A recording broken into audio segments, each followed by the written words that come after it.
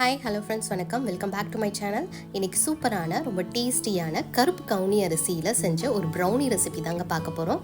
இந்த ப்ரௌனி வந்து normal brownie மாதிரியே ரொம்ப ஃபட்ஜியாக மாய்ஸ்டாக ரொம்ப சூப்பராக இருக்கும். வாங்க எப்படி செய்கிறதுன்னு பார்த்துடலாம்.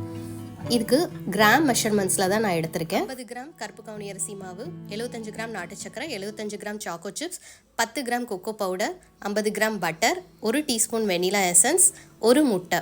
இது 1/4 கிலோக்கான ப்ரௌனி ரெசிபி தான். ஃபஸ்ட்டு டபுள் பாயிலிங் மெத்தடில் சாக்கோ சிப்ஸையும் பட்டரையும் சேர்த்து நல்லா கலந்து விட்டுருங்க. பட்டரும் சாக்கோ சிப்ஸும் லைட்டாக மெல்ட் ஆனோனையும் அடுப்பை ஆஃப் பண்ணிவிட்டு தனியாக எடுத்து வச்சு நல்லா கிளறி விட்டிங்கன்னா நல்லா இது மாதிரி டெக்ஸ்சரில் நல்லா வந்துடும். இதை தனியாக எடுத்து வச்சுக்கோங்க. அப்புறம் ஒரு க்ளீனான பவுலில் ஒரு முட்டையை உடச்சி ஊற்றிக்கோங்க. பவுல் வந்து ரொம்ப க்ளீனாக இருக்கணும், எந்த வித தண்ணியும் இருக்கக்கூடாது. இதோட 1 டீஸ்பூன் வெனிலா எசன்ஸ், கொஞ்சமாக உப்பு சேர்த்து நல்லா கலந்து விட்டுருங்க.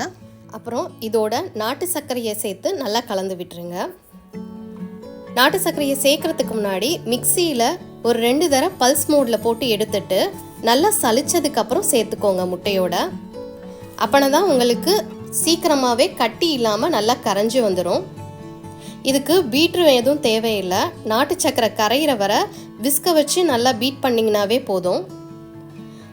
நல்லா பீட் பண்ணதுக்கப்புறம் இதோட மெல்ட் பண்ண சாக்லேட் மிக்சரையும் சேர்த்து நல்லா கலந்து விட்டுருங்க.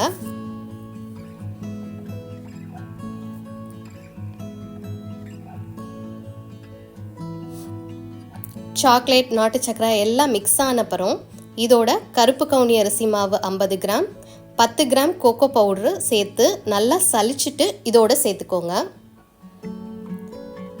இதில் நம்ம பேக்கிங் பவுடர், பேக்கிங் சோடா எதுவும் கலக்க தேவையில்லை, இது மட்டுமே போதும். எல்லாம் சேர்த்ததுக்கப்புறம் கட் அண்ட் ஃபோல்ட் மெத்தடில் எல்லாத்தையும் மிக்ஸ் ஆகிற மாதிரி நல்லா கலந்துக்கோங்க.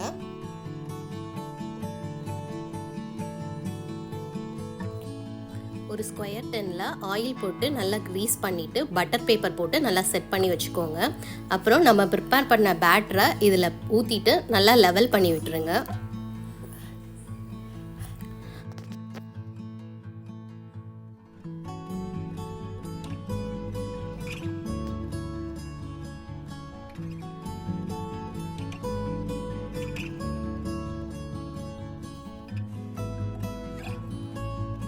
டேப் பண்ணிவிட்டு 10 மினிட்ஸ் ப்ரீ ஹீட் பண்ண அவனில் 160 டிகிரி செல்சியஸில் ஒரு 15 மினிட்ஸ் வச்சு எடுத்திங்கன்னா சூப்பராக பேக் ஆகி வந்துடும்.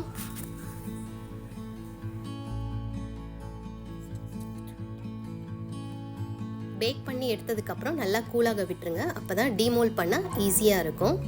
இப்போ பாருங்கள், நல்ல கிரிங்கிள் டாப்போட நம்ம கருப்பு கவுனி அரிசியில் செஞ்ச ப்ரௌனி வந்து சூப்பராக ரெடி ஆயிடுச்சு.